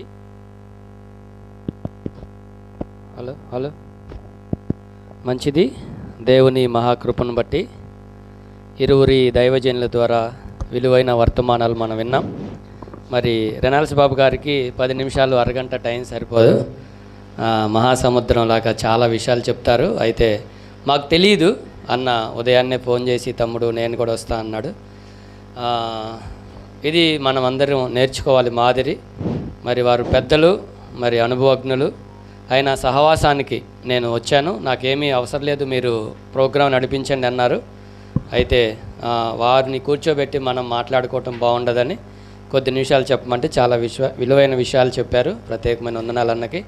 అలాగే చిరంజీవి అన్న మరొకసారి మనల్ని వెనక్కి తీసుకెళ్లారు. మనం చాలా వాక్యానికి దూరమయ్యాం. మరలా వాక్యం దగ్గరికి రావటం ద్వారా మన హృదయాలని దేవుడు తెప్పరిల్ల చేశాడు. మరి వారు మనల్ని ప్రేమించి మన మధ్యకు వచ్చి విలువైన వర్తమానం అందించినందుకు వారికి కూడా ప్రత్యేకమైన వందనాలు. ప్రేమానందం వచ్చారా? రైట్, మంచిది. 2 మాటలు ఈ యాకోబు పత్రిక గురించి జ్ఞాపకం చేసి మరి దైవజనులు ప్రార్థన చేసి వారు మనకి దీన్ని పరిచయం చేస్తారు.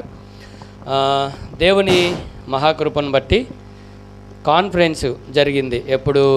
కోవిడ్ టైంలో, కరోనా టైంలో మనం అందరం ఇళ్ళకే పరిమితమైనప్పుడు కొన్ని పత్రికలు మేము ఇంటి దగ్గరే ఉండి ధ్యానం చేసాం. ఎఫెసీ పత్రిక, ఫిలిప్పీ పత్రిక, తెస్సలోనిక పత్రిక, ఇలా అనేక పత్రికలు ధ్యానం చేస్తుండగా యాకోబు పత్రిక కూడా ధ్యానం చేశాము. అయితే యాకోబు పత్రిక ద్వారా చాలామంది మేలు పొందారు. మరి ఈ పుస్తక పరిచర్య కొనసాగుతుండగా చాలామంది ఈ యాకోబు పత్రికను కూడా చేస్తే బాగుంటుందని చెప్పారు. దేవానంద గారు మీరు కూడా రండి, అంకుల్ మీరు కూడా రండి. ఎందుకంటే ఈ పుస్తకం తయారు చేయడానికి ఆయన నన్ను చాలా ఒత్తిడి చేశాడు. ఎందుకంటే కనపడిన ప్రతిసారి, అంకుల్ మీరు కూడా రండి ప్లీజ్, నేను కనిపెట్టిన ప్రతిసారి ఏమంటారంటే, బ్రదర్ యాకోబు పత్రిక బుక్ ఎప్పుడు చేస్తారు అని చెప్పేవాళ్ళు దేవానంద్ గారు. కాబట్టి నిజంగా మరి వారిని బట్టి కూడా ప్రభుని స్తుతిస్తూ ఉన్నాను. ఈ పత్రికని ధ్యానం చేస్తూ ఉన్నప్పుడు చాలా విషయాలు ప్రభు మాకు నేర్పించారు. జస్ట్ నేను మీకు 5 మాటల్లో ఈ పత్రిక గురించి నాకు ప్రభు ఇచ్చిన తలంపుని జ్ఞాపకం చేసి నేను దేవుని సేవకులకి సమయాన్ని ఇస్తాను. ఈ పత్రిక సారాంశం ఏంటంటే, మనమందరం సంపూర్ణులం కావాలి. మాటి మాటికి ఈ మాటని మనం చూస్తామన్నమాట. ఇందులో సందేశం ఏంటంటే, మొదటి అధ్యాయం శ్రమలను, శోధనలను జయించాలి వాక్యం ద్వారా. 2వ అధ్యాయంలో తారతమ్యాలను, పక్షపాతాన్ని జయించాలి ప్రేమ ద్వారా. 3వ అధ్యాయంలో నోటి మాటలను, నాలుకను జయించాలి దేవుడిచ్చే జ్ఞానం ద్వారా. 4వ అధ్యాయంలో అహాన్ని లేదా గర్వాన్ని జయించాలి, ఇప్పటివరకు మనం విన్నట్లుగా, అది దేవుని కృప ద్వారా. 5వ అధ్యాయంలో ధనాపేక్షను, అసంతృప్తిని జయించాలి ప్రార్థన ద్వారా. సో ఇలాగ ఇంకా చాలా విషయాలు ఉంటాయి ఇందులో. కాబట్టి మీరు ప్రార్థన చేయండి. ప్రభు చిత్తమైతే ఇంకా అనేకమైన పుస్తకాలు దేవుడు నాకు ఇచ్చిన తలంపులను మన స్థానిక సంఘాలకు పరిచయం చేయడానికి ప్రభు సహాయం చేయలాగున ప్రార్థన చేయండి. నెక్స్ట్ దేవుని చిత్తమైతే దేవుని ప్రణాళిక, గాడ్స్ ప్లాన్ అనేటువంటి ఒక పుస్తకం కూడా ఆల్మోస్ట్ ఆల్ అయిపోయింది, ఇంకా ఫైనల్లో ఉంది. కాబట్టి వీటన్నిటి గురించి ప్రార్థన చేయండి. మీరు చాలామంది పెద్దవారు, ఆత్మీయులు ఉన్నారు, మీరు కూడా తీసుకొని చూసి కొంచెం మాకు సలహాలు ఇవ్వండి, ఇంకేదైనా అందులో ఇలా ఉంటే బాగుంటుంది అని దయచేసి ఈ పరిచయాన్ని ప్రోత్సహించాలని ప్రేమతో మనవి చేస్తున్నాం. మరి ప్రేమానందం గారు, ఫిలిప్ శామ్యుయల్ గారు ప్రార్థన చేస్తారు. మరి ఈరోజు మనకి వాక్యం అందించిన రెనాల్స్ బాబన్న, అలాగే చిరంజీవి అన్న ఓపెన్ చేసి మనకి పరిచయం చేస్తారు.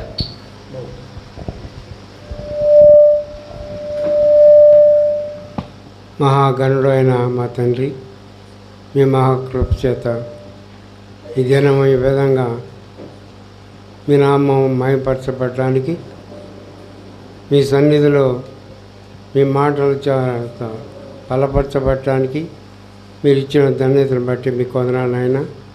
అలాగే బ్రదర్ జోసెఫ్కి మీరు అనుగ్రహించిన కృపను బట్టి మీకు వందనాలు. అనేక పుస్తకాలు ఇప్పటికే రాసి ఉన్నాడు, ఇక ముందు కూడా రాయాలని ఆసక్తితో ఉన్నాడు. ఇవి తండ్రి మా యొక్క విశ్వాస జీవితానికి పురికొల్పుగాను, సత్యವನ್ನು అనుసరించి నడుచుకోవడానికి సహాయంగా ఉండటానికి మీరు సహాయం చేయదురని ప్రార్థిస్తున్నాం. మీకే మహిమ ఘనత కలిగించుంటారని యేసు ప్రభు నామమున ప్రార్థిస్తున్నాం తండ్రి, ఆమేన్. తండ్రి, మరోసారి తల వంచి మీ పవిత్రమైన ఘనమైన నామాన్ని కీర్తించే గొప్ప ధన్యత మీరు మాకు అనుగ్రహించారు. ప్రియతమ్ముడు జోసెఫ్, మీ దాసులు నాయన ఈ పత్రికల పరిచర్య రాయటానికి ప్రారంభించి ఇప్పటికే కొన్ని పత్రికలు రాయటానికి, ముద్రించడానికి మీరు కృప చూపారు. వాటి వలన అనేకులు మేలు పొందుతూ ఉంటుండగా అందుకే వందనాలు. తిరిగి ఈరోజు కూడా యాకోబు పత్రిక మీద ధ్యానాలు పూర్తి చేసి ఈరోజు తండ్రి నాయన మరి ఆ పత్రికను విడుదల చేస్తూ ఉంటుండగా మీ కృపా దీవెనలు ఇవ్వండి. మీ దాసుకి ఇచ్చిన జ్ఞానాన్ని బట్టి వందనాలు చెల్లించుకుంటున్నాం. ఒకరి విశ్వాసంలో ఒకరు ఆదరింపబడి, ప్రోత్సహింపబడి, దీవింపబడటానికి ఈ బుక్స్ తండ్రి మరి చదువుకున్న వారికి దీవెనకరంగా, ఆశీర్వాదకరంగా, మేలుకరంగా వారి జీవితాలకు, సంఘాలకు, కుటుంబాలకు ఉండినట్లుగా మీ కృపందిస్తారని, మరి ముందు కూడా అలాంటి గొప్ప పరిచర్యలు సాగిపోవటానికి మీ దాసునికి, అలాగే అనేకులకు కూడా తండ్రి అలాంటి మంచి హృదయం అందించి నడిపించమని ఇప్పుడు ఆ పుస్తక ఆవిష్కరణ చేస్తూ ఉంటుండగా మీ కృపాదీవులను అనుగ్రహించమని యేసు ప్రభు నామములో స్తుతించి ప్రార్థిస్తున్నాము తండ్రి, ఆమేన్.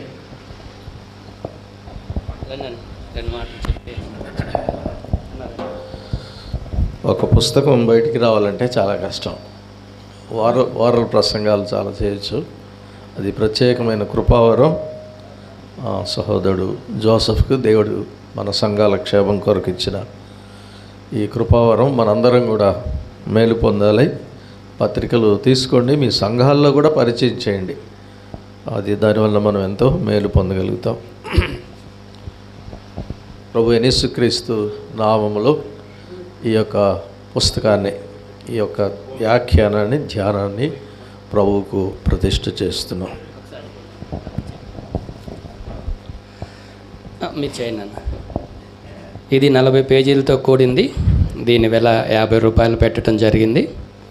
దయచేసి మీరందరూ తీసుకొని మరి మీ స్థానిక సంఘాల్లో కూడా పరిచయం చేసి ఈ పుస్తక పరిచర్యని ప్రోత్సహించాలని ప్రేమతో మనవి చేస్తున్నాం.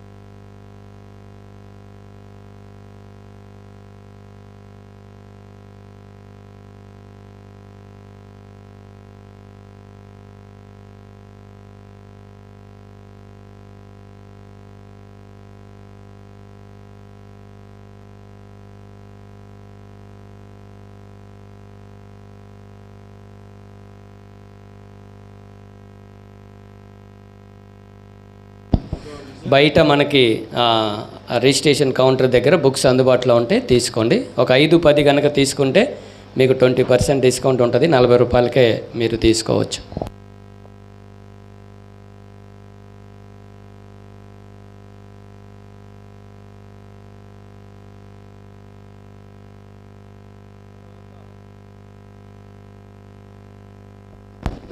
తర్వాత ఇప్పుడు యాకోబు పత్రిక ఆవిష్కరణ అయిపోయింది.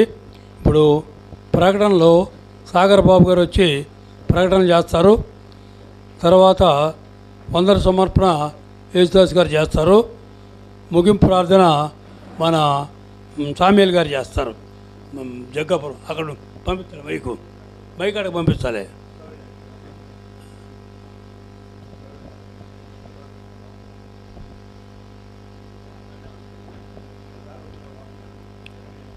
మంచిది. చేరి వచ్చిన పెద్దలకు, దైవ సేవకులకు, పరిచారకులందరికీ ప్రభునామమున ప్రేమవందనాలు తెలియజేస్తూ ఉన్నాం. ప్రకటనలు గమనించండి. వాక్యం అందించిన మరి రేనాల్స్ పవన్ గారికి, అలానే చిరంజీవన్న గారికి ప్రేమవందనాలు తెలియజేస్తూ ఉన్నాం. గత దినాల్లో నేను కూడా కాకినాడ వెళ్ళాను. మా అమ్మాయిని అక్కడ పాలిటెక్నిక్ కాలేజీలో చేర్చడానికి అన్నవాళ్ళు రిసీవ్ చేసుకొని చాలా చక్కని పరిచర్య చేశారు.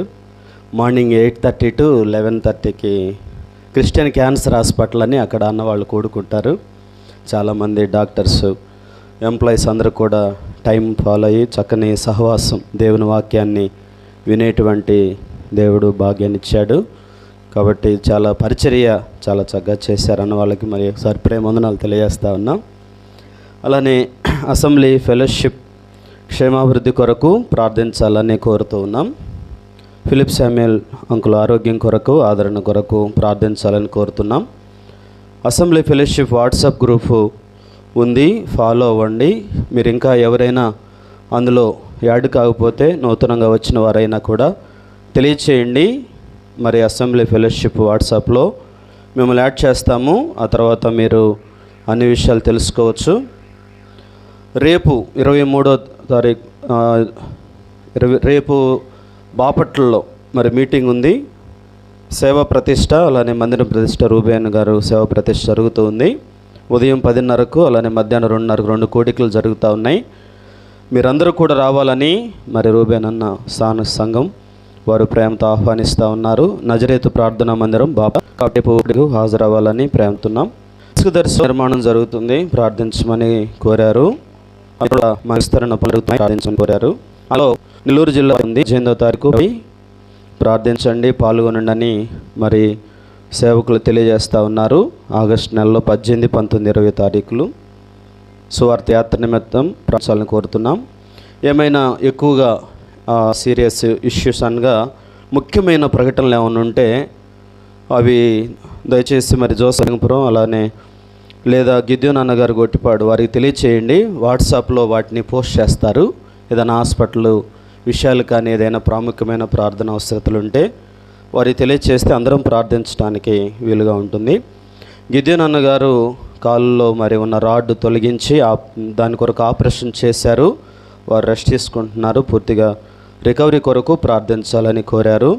వారి కొరకు మనం ప్రార్థన చేద్దాం. యాకోబు పత్రిక పుస్తకాలు జోసెఫ్ అన్న గారు రచించినటువంటి పుస్తకాలు సిద్ధంగా ఉన్నాయి. మరి తీసుకోవాలని ప్రభు పేరట మనవి చేస్తున్నాం. రోంచెల్ల మండలం కొత్తపల్లి గ్రామంలో కూడా మందిర నిర్మాణం పని జరుగుతుంది. ఆ విషయం కూడా ప్రార్థించాలని కోరుతా ఉన్నాం. నెక్స్ట్ ఫెలోషిప్ మీటింగ్ వివరాలు వాట్సాప్లో అందిస్తాము. ఫాలో అవ్వాలని కోరుతున్నాం. సెప్టెంబర్లో ఉంటుంది. అలానే బాధ్యత వహించి ఫెలోషిప్ మీటింగ్ వివరాలు ఫోన్ చేసి అందిస్తున్న పరిచారకులందరికీ ప్రేమవందనాలు తెలియజేస్తూ ఉన్నాం. వ్యక్తిగతంగాను సంఘం ద్వారా కూడా సేవకుల కొరకు ప్రోత్సాహకరంగా ఈవులు అందిస్తూ ఉన్నారు. వారికి కూడా ప్రేమవందనాలు తెలియజేస్తూ ఉన్నాం. బాధ్యత మరి వహించినటువంటి అచ్చిమపాలెం స్థానిక సంఘం పెద్దలు, సభ్యులు అందరికీ చాలా చక్కని పరిచర్య చేసినటువంటి పరిచారకులందరికీ కూడా ప్రేమవందనాలు తెలియజేస్తున్నాం. ఈ ప్రకటనలన్నిటి కొరకు ప్రార్థిస్తాం. Thank you. ప్రభునందు ప్రియమైన దేవుని యొక్క బిడ్డలారా, దయచేసి గమనించండి.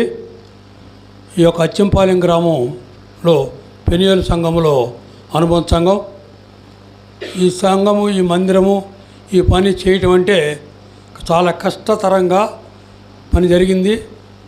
మరి యేసుదాస్ గారు ఎన్నో కష్టాలు, ఎన్నో శ్రమలు, ఎన్నో ఇబ్బందులు పడ్డారు, పనిచేస్తూ ఉన్నారు. ఆయన కష్టాన్ని ఎప్పుడు కూడా ఎవరితో చెప్పలేదు, ప్రభువుకు తప్ప చెప్పడు. ఎన్నో సమస్యలు వస్తాయి. అయినా ప్రభు ఆ బిడ్డను కనికరించి ముందుకు నడిపిస్తున్నాడు. తర్వాత ఇక్కడ పెట్టువారిపాలెంలో కూడా మందిరం కట్టడానికి పూనుకున్న తర్వాత అక్కడ కొంత అభ్యంతరం కలిగింది. ఆ మెటీరియల్ కూడా తీసుకురాలేదు, అక్కడే వదిలేసాం. ప్రభు చిత్తం అక్కడ కొంతమంది పేర్లు ఉన్నాయి, అవి మీకు చెప్పలే, మేము ప్రార్థన చేస్తున్నాం. వారి ఒకరికి ప్రార్థన చేసి ఆ యొక్క పనిని మరలా తిరిగి దేవుడు నిర్మించేటట్లుగా పెట్టువారిపాలెంలో కూడా ఆ పని తిరిగి నిర్మాణం జరిగినట్టుగా సహాయం చేసినట్టుగా ప్రార్థన చేయండి. తర్వాత ఇప్పుడు ఇక్కడ కావూరులో కూడా మరి పని ప్రారంభించారు. అక్కడ స్థలం కొని మందిరాన్ని అన్నయ్య యువతలకు వచ్చేప్పుడులాగా నేను చెప్పాల్సిన బాధ్యత నాకు ఉంది. అక్కడ మందిర నిర్మాణం అంటే ఇలా కాదు కానీ ఇలాగా ఏర్పాటు చేసి పని ఉంది. దాని కొరకు ఇంకా పూర్తిగా పని జరిగి అక్కడ సేవ చక్కగా జరగడానికి ఎన్నో సమస్యలు ఉన్నాయి. అక్కడ ఆ సమస్యలను ఎదుర్కోవడానికి ప్రభు సన్నిధిలో మీ అందరి ప్రార్థన సహకారము చాలా అవసరం కనుక మీరందరూ కూడా ఆ కావూరు కొరకు ప్రార్థన చేయండి. అంత మాత్రమే కాదు, మన యేసుదాస్ గారు ఒక్క పని చేశాడంటే తెల్లారే తాతాను వెంబడిస్తాడు. అయినా ఏనాడు తన ధైర్యాన్ని కోల్పోయినవాడు కాదు, తన ధైర్యాన్ని విడిచిపెట్టినవాడు కాదు. ప్రభు పాదాల దగ్గరుండి ధైర్యంగా ముందు కొనసాగాడు. ఇప్పుడు అన్న మనకి ఓట్ ఆఫ్ ట్యాంక్ చెప్తాడు. ఆ తర్వాత ముగింపు ప్రార్థన మన సామేల్ గారు ప్రార్థన చేస్తారు.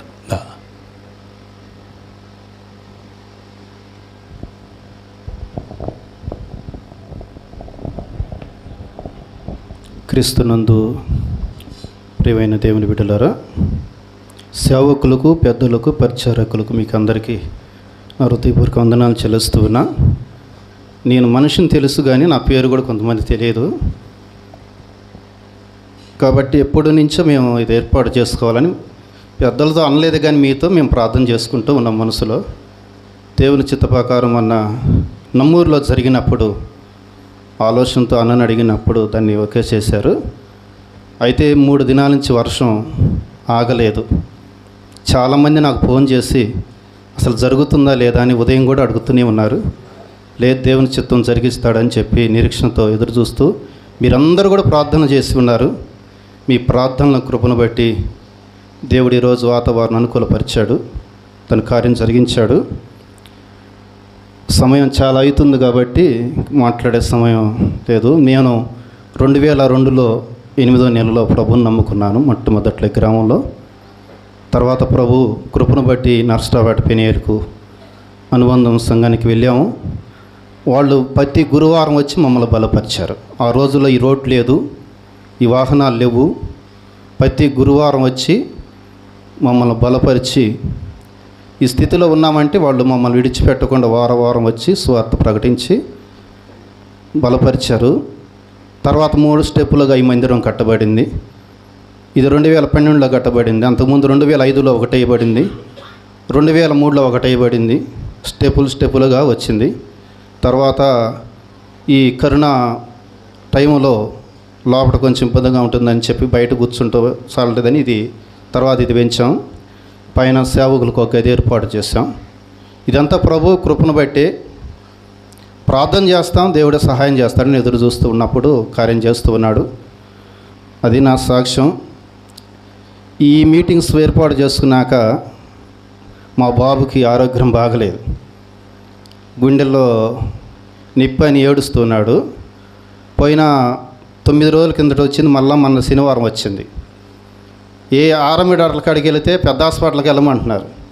ప్రార్థన చేస్తున్నా, నిన్న హాస్పిటల్ తీసుకెళ్తే ఏం ప్రాబ్లం లేదని చెప్పి దేవుని కృపను బట్టి ఈసీ అయిన తీసి చెప్పారు.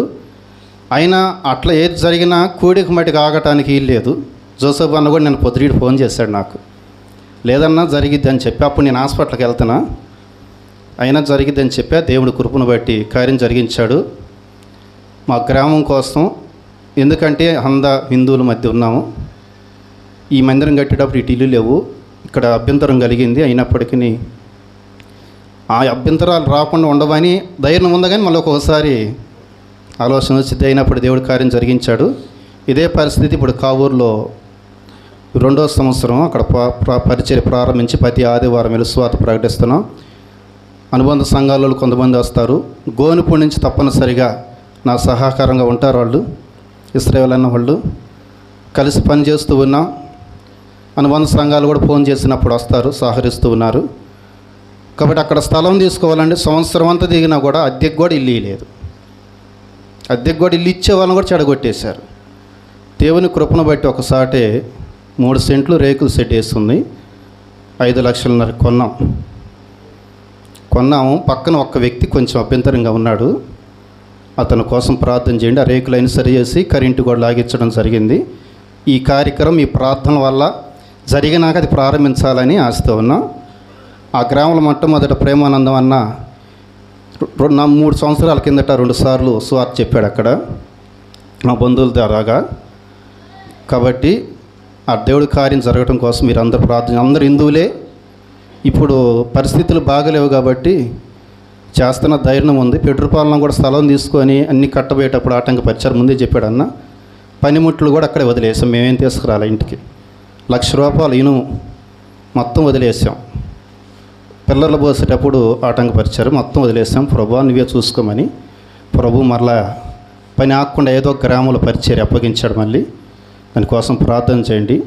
నాకైతే ఫస్ట్లో చదువు లేదు, ఆయన కృపను బట్టి బైబిల్ వరకు చదువుతా, పత్రికలు చదువుతా, ఇంతవరకే కానీ ఇంకెతర ఏం చూడడం.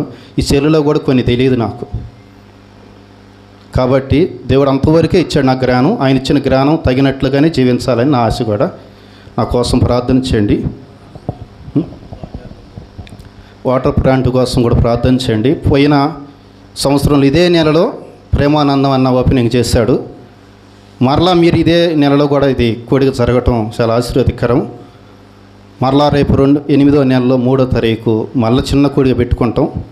దేవునికి ప్రతి విషయంలో కృతజ్ఞతాస్తుతులు చెల్లించమన్నాడని ఏదో సందర్భంగా దేవుని మాటలు ప్రజలకు వినిపిస్తూ ఉన్నా. దానికోసం ప్రార్థన చేయండి. మా చిన్న సంఘమే పరిచర్య వాళ్ళు స్త్రీలు ఎక్కువగా, పురుషులు తక్కువ. అయినప్పటికీ వాళ్ళు ఈ పని అంతా కూడా నిన్న మొన్నటి దినం వాళ్ళు పనిచేస్తూ ఉన్నారు. మా సంఘం కోసం ప్రార్థన చేయండి. ప్రభు ఇంకా విస్తరింపజేయడానికి ఆశీర్వదించలాగిన ప్రార్థన చేయాలి. మీకు అందరికీ వందనాలు చెల్లిస్తూ ఉన్నా. నా ఆరోగ్యం కోసం కూడా మీరు ప్రార్థన చేయండి. ఎందుకంటే చెప్పాలంటే చాలా ఉంది కానీ సమయం దాటిపోయింది. షుగర్ పేషెంట్లు ఉన్నారు కాబట్టి మీకు అందరికి వందనాలు చెల్లిస్తున్నా. నా కోసము, సంఘం కోసం, గ్రామం కోసం ప్రార్థన చేయాలని మీకు అందరికి వందనాలు చెల్లిస్తున్నా. వారి కుటుంబం కోసం బాగా ప్రార్థన చేయండి. ఎందుకంటే ఏ పని చేయాలన్నా చాలా ఇబ్బందులు కలుగుతూ ఉంటాయి. అయినా వాటిని లెక్క చేయకుండా దేవుని పనికి ముందుకెళ్తాడు. దేవుడి కార్యాన్ని, గొప్ప కార్యాలను చేస్తూ ఉంటాడు. ఈ వాటర్ ప్లాంట్ కూడా కట్టి మన సంఘాలకు అవసరమైనప్పుడు కొడుకులు బొడుగులు జరిగితే వాటర్ ఫ్రీగానే పంపుతాడు. కొంతమందికి ఫ్రీగానే ఇస్తూ ఉంటారు. ఆ తర్వాత ఏమన్నా ప్రార్థన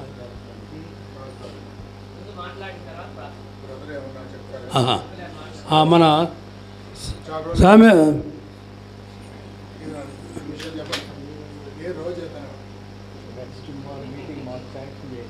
టైం అయిందిలే.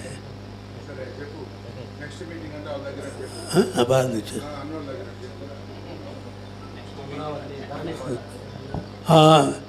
అయితే సమయం బాగా గతించింది కనుక మనము క్లోజ్ చేసుకుందాం. మన సామ్యాల్ గారు ప్రార్థన చేస్తాడు. ఆ తర్వాత మనం మాట్లాడుకుందాం.